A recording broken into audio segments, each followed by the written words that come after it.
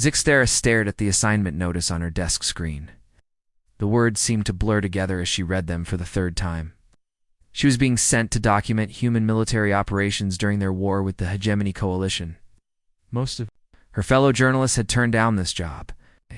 They said humans were too dangerous, too unpredictable. The Calvarian reporter had covered wars across 17 different star systems. She had seen battles between the crystal beings of Andromeda and the gas creatures of the Veil Nebula. But humans were different. Everyone knew that. They were the newcomers to galactic civilization, barely 200 years since first contact. Yet somehow, they had become one of the most feared military forces in known space. Zixthera packed her recording equipment and boarded the transport ship heading to Kepler 442b. The journey took 3 days. During that time, she studied every file the Galactic Broadcasting Network had on human warfare. The reports were confusing and often contradictory. Some described humans as savage beasts who fought without honor. Others painted them as noble warriors who protected the weak. None of them explained why human soldiers were so effective in combat. The transport dropped her off at Forward Operating Base Sentinel. The base sat on a rocky plateau overlooking a vast desert. The buildings were made of gray metal and concrete, practical but ugly. Human soldiers moved between the structures with purpose. They wore digital camouflage uniforms and carried weapons that looked crude compared to the energy rifles used by most galactic militaries. The human officer approached her as she gathered her equipment. He was tall and broad-shouldered with graying hair and tired eyes. His uniform bore the insignia of a colonel. "You must be our embedded reporter," he said, extending his hand. "I'm Colonel Jake Morrison. Welcome to Sentinel." Noting the firm grip. Human handshakes were always stronger than necessary. "Thank you, Colonel. I am Zixthera of the Galactic Broadcasting Network. I appreciate your cooperation with this assignment." Morrison smiled, but the expression didn't reach his eyes. "We're happy to have you. Just remember, this isn't a safe place. The hegemony has been pushing hard in this sector. You've lost 3 forward positions. In the past month, a younger human approached them. She was a woman with dark hair pulled back in a tight bun. Her uniform was crisp and clean, marking her as staff personnel, rather than frontline infantry. "This is Lieutenant Amy Rodriguez," Morrison said. "She'll be your liaison during your stay. We'll help you understand how we operate and make sure you don't get in the way." Rodriguez nodded politely. "Ma'am, I've prepared a brief orientation on our command structure and basic protocols. If you'll follow me, we can get started." As they walked through the base, Zixthera observed the human soldiers. They seemed relaxed, almost casual. Groups of them sat outside barracks buildings, talking and laughing. Some played games with cards or dice. Others cleaned their weapons or read books. It was not what she had expected from a military force engaged in active combat. "Your soldiers seemed very calm," she commented to Rodriguez. The lieutenant glanced around. "They're good at compartmentalizing. When there's nothing to do, they rest. When there's work to be done, they focus completely on the task." It's a survival mechanism. Entered a building that served as the command center. Inside, humans worked at computer terminals and communication equipment. Large screens showed maps of the surrounding area, marked with friendly and enemy positions. The atmosphere was professional but not tense. Rodriguez showed her to a small office where she could set up her equipment. "You'll be staying in the visiting officer's quarters," she explained. "His meals are served in the main mess hall. It's briefing every morning at 0800 hours that you're welcome to attend." Sarah began unpacking her recording devices. "Lieutenant, may I ask you something?" "Of course. Why do other species fear human soldiers?" "Your people seem no different from any other military force I've observed." Rodriguez was quiet for a moment. She looked out the window at the soldiers going about their daily routines. "We do things differently when we have to," she said finally. "You might not understand at first. Most aliens don't." Before Zixthera could ask what she meant, an alarm began sounding throughout the base. The noise was loud and urgent, unlike anything she had heard before. Rodriguez immediately straightened, her casual demeanor vanishing. "Emergency alert," she said, checking her radio. "Something's happening." They rushed to the command center. The relaxed atmosphere had completely changed. Human soldiers moved with quick, precise steps. Officers spoke in short, clipped sentences. The transformation was startling. These were the same people who had been playing cards and telling jokes. Minutes before, Colonel Morrison stood at the main tactical display, surrounded by his staff. His kind eyes had become hard and focused. When he spoke, his voice carried across the room with cold authority. Hegemony forces are attacking settlement Bravo 7, he announced. Civilian population approximately 2,000 mixed species. Enemy strength estimated at battalion level with armor support. Zixthara knew about settlement Bravo 7. It was a farming community 40 kilometers from the base, home to families from a dozen different species. The Hegemony Coalition had been targeting civilian settlements to spread fear and force the Galactic Council to negotiate. "Sir, our nearest units are 20 minutes out," reported a communications officer. "Settlement defense forces are requesting immediate support." Morrison studied the tactical display. The settlement was surrounded by Hegemony forces. The defenders were outnumbered 4-1. Any reasonable military commander would write off the settlement as lost and focus on preventing further attacks. "The rapid response teams," Morrison ordered. "Full combat load. We're going in." "Yes, sir," one of his officers said carefully. "Intelligence suggests the Hegemony is using the civilians as bait. They want us to respond so they can ambush our forces." Morrison's expression didn't change, and we'll give them what they want. But not the way they expect it. He turned to address the room.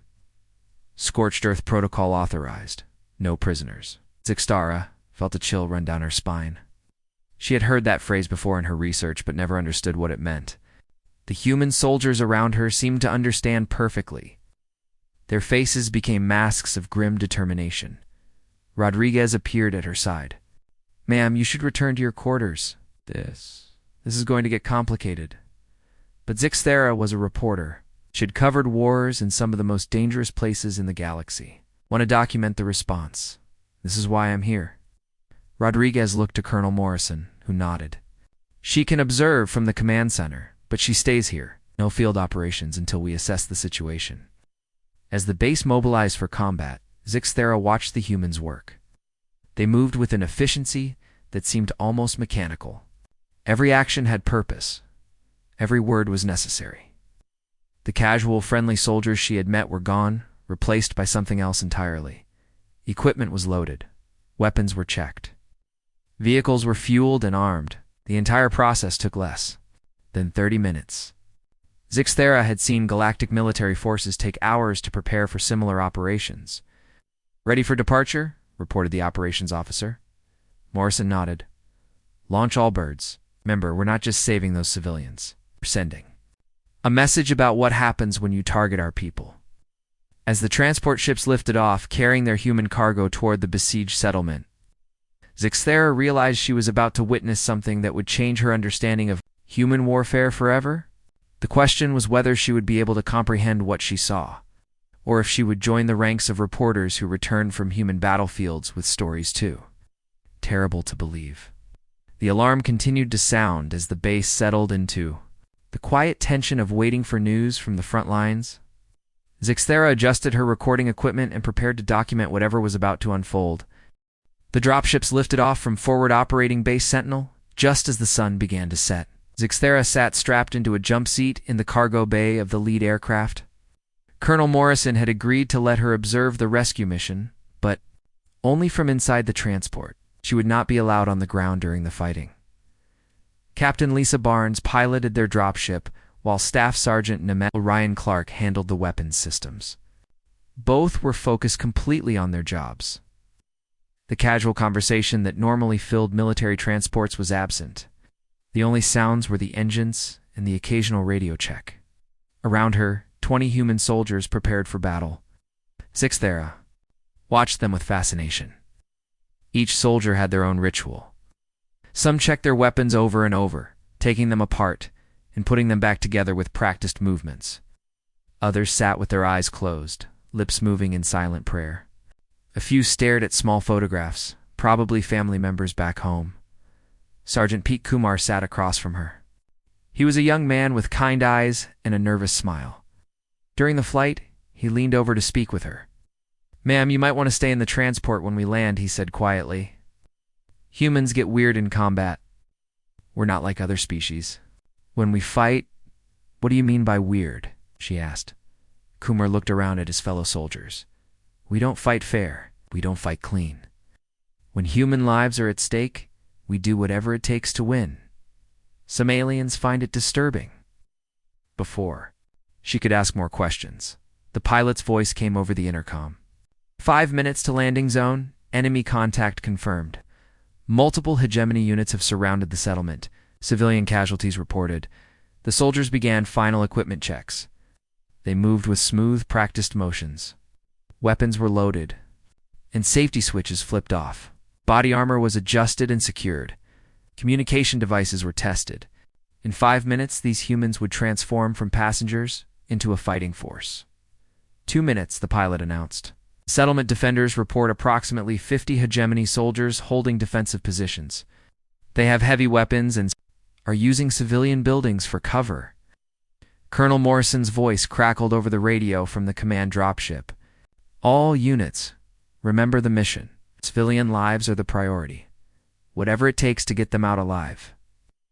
"Copy that, sir," replied the squad leaders. "Whatever it takes." The dropships landed in a field 2 kilometers from the settlement. Zixtheta watched through the small windows as the human soldiers deployed. They moved in small groups, spreading out across the landscape. Their movements were careful and deliberate.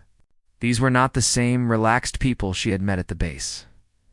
The settlement of Bravo 7 looked like a typical farming community. Small houses clustered around a central market area. Fields of crops stretched in all directions. But now smoke rose from several buildings. Bodies lay scattered in the streets. The hegemony forces had turned the peaceful community into a battlefield. Through her recording equipment, Zixthera could see the tactical situation. The enemy had positioned themselves well. They held the high ground and had clear fields of fire. Any direct assault would result in heavy casualties for the attackers. Most military forces would either call for heavy artillery, support, or attempt to negotiate for the civilians. Release the Humans chose a different approach. Captain Joe Henderson led a team that began moving toward the settlement through a system of drainage tunnels. The passages were narrow and filled with contaminated water. Most species would find them deadly to navigate. The humans crawled through them without hesitation. Meanwhile, Corporals Tony Mitchell and Kate Sullivan led their squads in what appeared to be a suicide mission. They advanced directly toward the enemy positions, making no effort to hide their approach. The hegemony soldiers opened fire immediately. Zixthera watched in horror as human soldiers were hit by enemy weapons. They fell, rolled, and kept moving. Some were clearly wounded but continued advancing. This was not tactics. This was something else entirely. "What are they doing?" she asked Sergeant Kumar, who remained in the transport with her. "Drawing fire," he replied simply. "The enemy is focused on the obvious threat. They're not watching for the real attack." As if to prove his point, Henderson's team emerged from the tunnels directly behind the hegemony positions. They had crawled through nearly 2 kilometers of dangerous underground passages to reach this point. The enemy soldiers were completely surprised. The battle that followed was unlike anything Zixthera had ever witnessed. The humans did not fight like civilized beings. They fought like animals defending their young. Lieutenant Carlos Vega tackled a hegemony soldier twice his size. The alien warrior was heavily armored and carried advanced weapons. Vega had only a combat knife in his bare hands. The human soldier ignored the enemy's superior equipment and attacked with pure determination. He moved like a predator, striking at weak points in the armor with surgical precision. Private Dana White was hit by enemy fire early in the battle. The energy blast should have killed her instantly. Ow. To protect wounded civilians while continuing to return fire with her rifle, her uniform was soaked with blood. But she never stopped fighting. Zixthera realized she was witnessing something that no other galactic species could understand.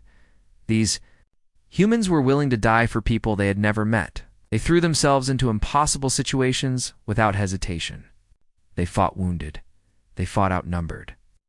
And they fought against superior technology with nothing but determination and tactics that seemed to defy logic. The hegemony forces began to retreat. They had expected an easy victory against a small human response team. Instead, they found themselves fighting an enemy that refused to follow the normal rules of warfare. Human soldiers appeared in places they should not have been able to reach. They survived wounds that should have been fatal. They kept fighting when any reasonable being would have surrendered. Within 30 minutes, the settlement was secure. The hegemony forces had either fled or been eliminated. The human soldiers immediately began treating wounded civilians and searching for survivors. Their transformation was startling. The fierce warriors became gentle medics and rescue workers, but the cost had been high. 12 human soldiers had died in the battle. Bodies lay scattered around the settlement, testament to the price of their victory. Yet they had saved 37 civilians of various species, including children and elderly beings who could not have defended themselves. Zixthera watched as the human soldiers collected their dead with quiet dignity. There were no speeches or ceremonies. They simply gathered their fallen comrades and prepared them for transport back to base. The same soldiers who had fought like wild animals now showed profound respect for their losses. "Why?" she asked Sergeant Kumar as they prepared to return to base. "Why did they choose to attack when the odds were so poor?" Any other military would have written off the civilians as acceptable losses. Kumar looked at her with surprise. "Ma'am, those were people, families, children. We don't abandon people just because it's difficult to save them." "But 12 of your own soldiers died. The mathematics don't support the decision." "Mathematics?" Kumar's expression hardened. We're not calculators. We're human beings. We don't measure the value of life by mathematics." As the dropships lifted off with their cargo of survivors and casualties, Zixthera reviewed her.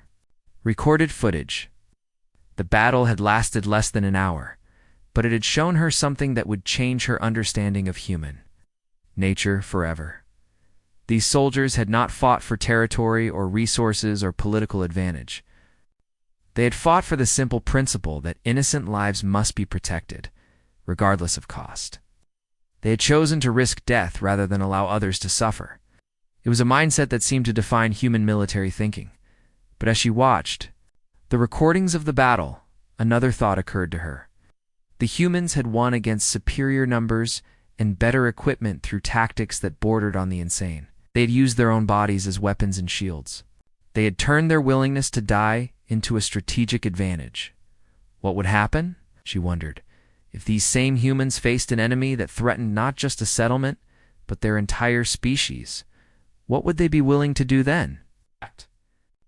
Limits would they be willing to cross? The dropship carried them back toward base through the gathering darkness. Below, the lights of settlement Bravo 7 flickered back to life as the survivors began to rebuild. The humans had saved them. But at what cost to their own humanity? And what did this reveal about the species that the galaxy thought it understood? 3 weeks passed after the rescue at Settlement Bravo 7. Zixthera had grown used to life at Forward Operating Base Sentinel. The human soldiers treated her with respect and answered her questions honestly. She had begun to think she understood them. They were warriors with strong moral codes who protected the innocent. Her initial reports to the Galactic Broadcasting Network painted them as heroes. Then the intelligence report arrived. Colonel Morrison called a briefing for senior staff and squad leaders. Zixthera was invited to attend. The room with her recording equipment, as Morrison stood before a large display screen. "We've received word from Deep Reconnaissance," Morrison began. "There's a hegemony research facility 60 kilometers northeast of here. Initial reports suggested they were developing biological weapons. The truth is much worse." The screen showed aerial photographs of a large compound surrounded by high walls and guard towers. It looked like a prison more than a research facility. Morrison clicked to the next image, and the room fell silent. "They're experimenting on captured human soldiers," he said quietly. "Our people have been kept alive in that facility for months. The hegemony is trying to understand what makes us effective in combat. They're conducting medical experiments and torture sessions to break down our psychological conditioning. Zixthera felt sick. Ow. She had covered wars before, but this was something different. The hegemony was known for treating prisoners poorly, but systematic experimentation was beyond anything she had heard of. Master Sergeant Nick Patterson raised his hand. "Sir, how many of our people are in there?" "Intelligence estimates between 30 and 50 prisoners," Morrison replied. "Some have been there since the facility opened 8 months ago. Don't know their current condition, but we have to assume the worst." Gunnery Sergeant Grace Kelly spoke up. "What's the mission, sir?" Morrison's expression changed. The kindness that Zixthera had seen in his eyes during their first meeting was gone. In its place was something cold and calculating. "We're going to extract our people," he said. "We're going to capture that facility intact. With all personnel alive." Room was quiet for a moment. Then Patterson asked the question that everyone was thinking. "Sir, why keep the enemy personnel alive after what they've done to our people?" Morrison smiled, but it was not a pleasant expression, because we need to understand their methods. "Sergeant, so we can do it better?" Zixthera felt a chill run down her spine. The casual way Morrison spoke about improving torture techniques was terrifying. These were the same humans who had sacrificed themselves to save civilians just weeks ago. Now they were planning something that sounded like revenge on a massive scale. The assault team was assembled within hours. Zixthera was allowed to accompany them, though she would remain with the command group during the operation. The team included specialists she had not met before. Technical Sergeant Paul Wright was an expert in breaking enemy defensive systems. Staff Sergeant Lynn Brooks specialized in psychological warfare. Both had reputations that made other soldiers speak their names with respect and fear. The facility was located in a valley between 2 mountain ranges. It was heavily defended with automated weapons and energy barriers. A direct assault would be suicide for most military forces. The humans planned something different. They had studied the facility for weeks. Every guard rotation, every supply, delivery, every communication protocol had been mapped and analyzed. The humans did not just plan to break in. They planned to take complete control without alerting the broader hegemony command structure. The operation began at midnight. Zixthera watched from a mobile command post as human soldiers moved through the darkness like ghosts. They disabled sensors, eliminated guards, and bypassed security systems with surgical precision. There was no gunfire, no explosions, no signs of struggle. The facility was simply taken. When the main assault team entered the compound, they found horrors that would haunt Zixthera forever. The hegemony scientists had been conducting experiments that violated every treaty and convention of civilized warfare. Human prisoners were kept in cells barely large enough to hold them. Many had been subjected to surgical procedures without anesthesia. Others had been tortured for information about human military tactics and psychology. Medic Andy Cooper and Private First Class Tina Lewis worked frantically to stabilize the rescued prisoners. Some had been kept alive far beyond what should have been possible. 8. Their bodies showed signs of repeated trauma and forced healing.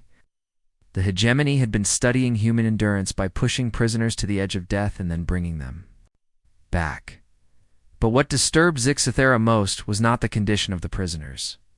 It was the reaction of their rescuers. The human soldiers who found their comrades did not explode with rage or grief. Instead, they became more focused, more clinical in their movements. Captain Morrison arrived with reinforcements and immediately began cataloging every piece of equipment and every research document in the facility. "Secure all the scientists," he ordered. "I want them alive and conscious. We're going to have long conversations with each of them." Bomb disposal expert Sergeant Rick Stone and communications specialist Corporal Beth Adams worked to access the facility's computer systems. They downloaded years of research data and communication records. The humans were not just rescuing their people. They were stealing everything the hegemony had learned. Zixthera interviewed some of the rescued prisoners while they received medical treatment. Their stories were beyond horrific. The hegemony scientists had been trying to understand human aggression, human pain tolerance, and human loyalty to their fellow soldiers. They had used methods that would have killed most other species within days. "They couldn't understand why we wouldn't break," said one prisoner, a young woman whose name tag read Martinez. "They kept increasing the pressure, trying new techniques. They said human psychology was different from every other species they had studied." Another prisoner, an older man named Johnson, explained how the hegemony researchers had been particularly interested in human pack bonding behavior. "They wanted to know why we risk our lives for each other. They thought if they could break that instinct, they could defeat human military forces." As the night wore on, Zixthera realized that the rescue mission was only the beginning. They had not just liberated their people, they had acquired a complete understanding of hegemony biological warfare capabilities. More disturbing, they had captured the researchers who developed those capabilities. She watched as Technical Sergeant Paul Wright and staff, Sergeant Lynn Brooks, systematically questioned the captured scientists. The methods they used were not torture in the traditional sense. They were psychological pressure techniques designed to extract information without causing permanent physical harm. But the efficiency was terrifying. The captured hegemony researchers were broken down systematically. First their fear was exploited, then their guilt, then their professional pride. Within hours, they were providing detailed explanations of their research methods and revealing the locations of other facilities. This is how you build a proper interrogation program. Colonel Morrison explained to Zixthera as they watched the process. You study your enemy's techniques, you improve on them, and then you apply them with scientific precision. Is exactly what they were doing to your people, she protested. Morrison nodded. Yes, but we're better at it. That's what makes us human. We learn from everything. We adapt. We evolve. The facility was completely captured within 6 hours. Every piece of research equipment was cataloged and prepared for transport. Every computer file was copied. Every prisoner was processed and their information extracted. The humans had not just defeated their enemies. They had absorbed their capabilities and made them their own, as dawn broke over the mountains. Zixthera watched the human soldiers prepared to destroy the facility. But they were not simply eliminating evidence. They were covering their tracks, so that the hegemony would not realize how much information had been stolen. The rescued prisoners were loaded onto medical transports for return to base. The captured enemy personnel were prepared for extended interrogation. The stolen research data was already being transmitted to human military scientists for analysis and improvement. Zixthera realized she had witnessed something that changed her understanding of human warfare completely. These soldiers were not just fighters, they were predators who learned from every encounter. They studied their enemies, absorbed their techniques, and then surpassed them. The humans called it evolution. Zixthera was beginning to understand that it was something much more dangerous than simple adaptation. It was the systematic acquisition of every advantage that could be taken from an enemy, regardless of moral considerations. As the convoy returned to base, she wondered what the humans would do with the knowledge they had gained. More importantly, she wondered if the galaxy truly understood what kind of species it had welcomed into the community of civilized beings. The captured hegemony scientists talked for 6 days straight. Zixthera watched as human interrogation specialists broke them down piece by piece. The aliens revealed everything they knew about their military plans, their research programs, and their strategic objectives. But on the 7th day, they revealed something that changed everything. The hegemony was planning to attack Earth itself. Colonel Morrison called an emergency briefing. The command center was packed with officers and senior enlisted personnel. Zixthera sat in her usual spot at the back of the room, her recording equipment capturing every word. Intelligence confirms that a hegemony fleet is already en route to the Sol system, Morrison announced. 300 ships carrying biological weapons specifically designed to target human genetics. Their objective is the complete extermination of our species. The room was silent. Zixthera had expected panic, demands for reinforcements, calls for galactic intervention. Instead, the humans simply listened as Morrison continued his briefing. The fleet will reach Earth in 14 days, he said. They plan to deploy airborne pathogens that will kill every human on the planet within 72 hours. Estimated casualties are 3 billion civilians. Intelligence Officer Major Frank Woods stood up. "Sir, have we contacted the Galactic Council for assistance?" Morrison shook his head. "The Council is debating a response. They estimate it will take 3 weeks to organize a relief fleet. Earth will be dead by then." Strategic Planning Coordinator Lieutenant Colonel Helen Barnes asked the question that Zixthera dreaded. "What are our options, sir?" Morrison walked to the tactical display and activated a new presentation. The screen showed star charts covering dozens of systems. Red dots marked hegemony worlds. Blue dots showed human colonies and military bases. "Ladies and gentlemen, I want to introduce you to Operation Ragnarok," Morrison said. "Since we cannot defend Earth, we will allow the attack to proceed. While they are committing genocide against our home world, we will be doing the same to theirs." Plan was laid out in horrifying detail. Human forces throughout the galaxy would simultaneously attack every major hegemony world. The goal was not conquest or occupation. It was total extermination. Every hegemony city would be destroyed. Every military installation would be eliminated. Every civilian population center would be targeted. Commander Dale Murphy raised his hand. "Sir, this plan requires mutual annihilation on a galactic scale. How do we expect to survive?" 8. Morrison smiled, the same cold smile that Zixthera had seen before. "Because we've been preparing for this since we first made contact with galactic civilization. We're not just planning to survive extinction. We're planning to emerge stronger."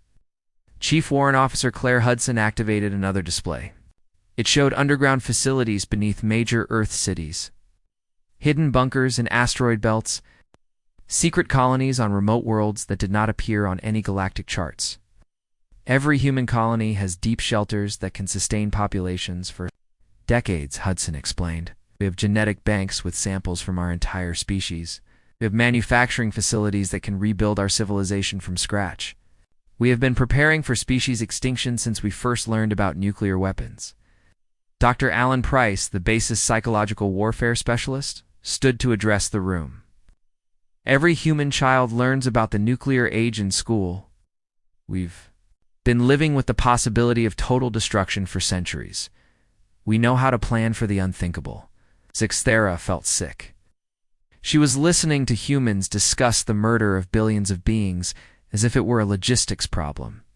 These were the same people who had risked their lives to save civilians just weeks ago. Now they were planning genocide on a scale that the galaxy had never seen. Logistics. Coordinator Major Ruby Sanders presented the supply requirements for Operation Ragnarok. The humans had been secretly stockpiling weapons and materials for decades. Every trade agreement with alien species had been used to acquire strategic resources. Every cultural exchange had been a cover for intelligence gathering.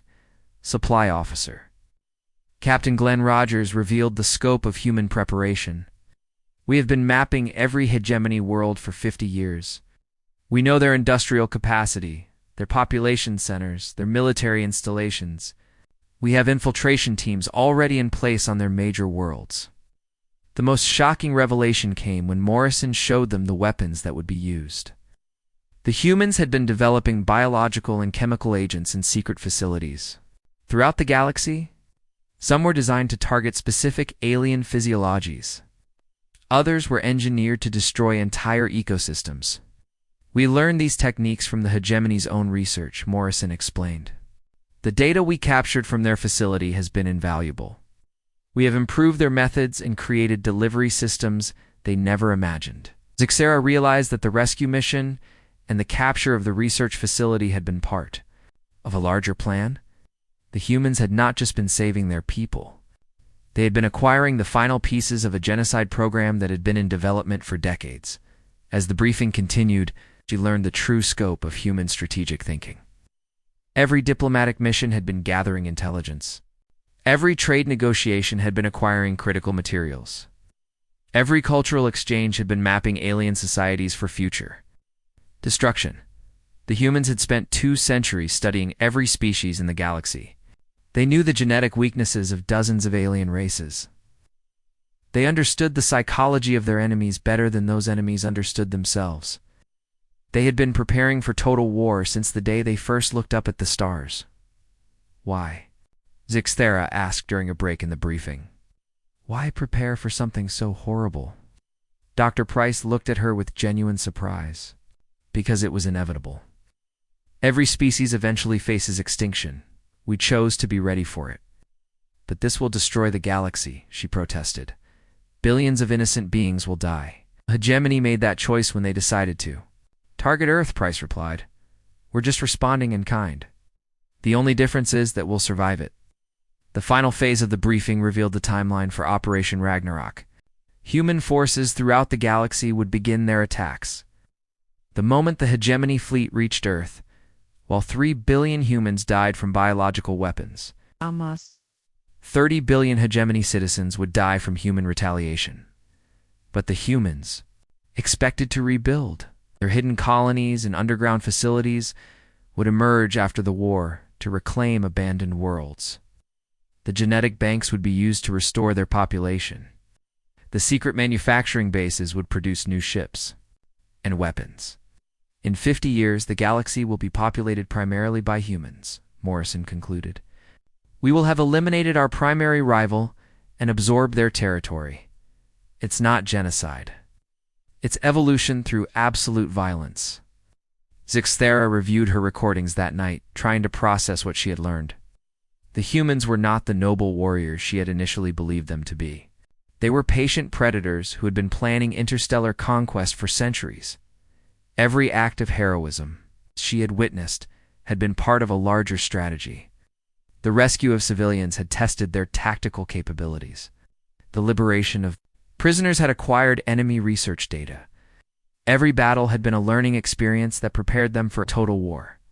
The most terrifying realization was that the humans were not acting from emotion or hatred. They were implementing a plan that had been developed through careful analysis and strategic thinking. They had studied the galaxy for 200 years and concluded that human survival required the elimination of all potential rivals. As she prepared her next report to the Galactic Broadcasting Network, Zixthera struggled with what to say. She warned the galaxy about what was coming. Should she reveal the true nature of human strategic planning? Or should she continue to document the unfolding of a genocide that would reshape the known universe? The attack on Earth would begin in 7 days. Operation Ragnarok would launch simultaneously. Within a month, the galaxy would be a very different place, and the humans who emerged from their underground shelters would be the inheritors of a cosmos they had redesigned through calculated violence. Zixthera realized that she was not just documenting a war. She was witnessing the birth of a new galactic order based on the principle that survival justified any action. No matter how horrific, the humans called it evolution. Everyone else would call it the end of civilization as they knew it. The attack on Earth began exactly as predicted. Zixthera watched from the deep bunkers beneath Forward Operating Base. Sentinel as the hegemony fleet dropped biological weapons on humanity's homeworld. The orbital cameras showed cities falling, silent as the engineered plague spread through the atmosphere. Within 72 hours, 3 billion humans were dead. At the same moment, Operation Ragnarok launched across 17 star systems. Zixthera had been moved to Earth 1 week before the attack. Colonel Morrison insisted that she witnessed the final act from humanity's homeworld. She was taken to a massive underground facility beneath the ruins of Chicago. The complex stretched 4 kilometers in all directions, housing thousands of civilians and military personnel. Civil Defense Coordinator General Wade Thompson commanded the bunker operations. He was a calm man who spoke about the death of billions as if he were discussing weather patterns. Emergency Response Director Colonel June Parker managed the civilian populations with the same efficiency that humans applied to everything else. The surface will be uninhabitable for approximately 6 months.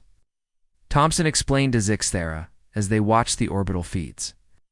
But our underground cities can support the survivors indefinitely. We have food production facilities, manufacturing, plants, and genetic laboratories. This bunker alone can sustain 50,000 people for 20 years. Director Sam Miller showed her through the underground factories. Automated systems continued producing weapons and supplies even as the world above them died. Chief Engineer Vicky Shaw monitored the air filtration systems that kept the deadly pathogens from reaching the survivors below ground. But the most shocking revelation was the scale of human preparation. The bunkers were not emergency shelters, thrown together in desperation. They were complete cities that had been under construction for decades. Every major population center on Earth had similar facilities. Millions of humans would survive the genocide attempt. "We knew this day would come," Thompson told her. "Every species eventually faces extinction. We chose to be ready." Reports began filtering in from across the galaxy. Operation Ragnarok was proceeding exactly as planned. Marine Colonel Ben Foster led the assault on Hegemony Prime, the enemy capital world. Naval Commander Alice Stone commanded the fleet that bombarded their industrial centers. Army General Ross King coordinated ground forces that systematically eliminated every population center. The attacks were not random acts of revenge. They were surgical strikes designed to completely eliminate the hegemony as a species. Human forces had spent decades mapping enemy worlds and identifying critical targets. They knew exactly how to destroy entire civilizations with maximum efficiency. Air Force General Nina Wells coordinated orbital bombardments that reshaped continents. The weapons used were beyond anything the galaxy had seen before. Some dissolved the chemical bonds that held matter together. Others released engineered viruses that consumed all organic material. A few triggered geological events that cracked planetary crusts. Zixtera received footage from embedded reporters across the galaxy. The images were beyond horrific. On Hegemony Prime, entire cities simply vanished as human weapons turned them into dust. On the industrial world of Theta 7, the atmosphere itself was poisoned with compounds that made the air unbreathable for any known species. But the most disturbing reports came from worlds where the humans deployed psychological warfare specialists. Teams led by experts like Dr. Price used captured hegemony research to create terror weapons that broke enemy morale before the killing began. Populations surrendered and begged for mercy that never came. "We're not conquerors," Thompson explained as they watched the reports. "We're exterminators. This is not about territory or resources. This is about removing a threat to human survival." The war lasted exactly 37 days. When it ended, the hegemony species no longer existed. 53 billion beings had been systematically eliminated by human forces. Their worlds were left as empty monuments to the efficiency of human warfare, but the humans immediately began the next phase of their plan. Reconstruction fleets emerged from hidden bases throughout the galaxy. Ships that had been built in secret facilities began colonizing the empty hegemony worlds. Genetic banks were used to populate new settlements with carefully selected human breeding populations. Administrator Chuck Hayes coordinated the recodify efforts from Earth's underground cities. Recovery Director Molly Cross managed the restoration of damaged human worlds. Within months, human populations were growing on worlds that had been home to alien civilizations for thousands of years. Zixtera interviewed survivors from both sides of the conflict. The humans who emerged from their bunkers spoke of the war as a necessary sacrifice. They mourned their dead, but celebrated their survival. They had proven that humanity could endure anything and emerge stronger. "We lost 3 billion people," said one survivor, a young woman named Lisa, who had spent the war in the Denver bunker system. "But we saved our species. In 100 years, there will be 50 billion humans spread across the galaxy. Our children will inherit a universe designed for human life." The few alien survivors told different stories. Most were refugees who had fled hegemony space before the attacks began. They spoke of watching entire civilizations die in hours. They described weapons that killed planets and turned star systems into graveyards. But what disturbed them most was the human reaction to their own genocide. The deaths of 3 billion humans had not weakened the species. It had made them stronger.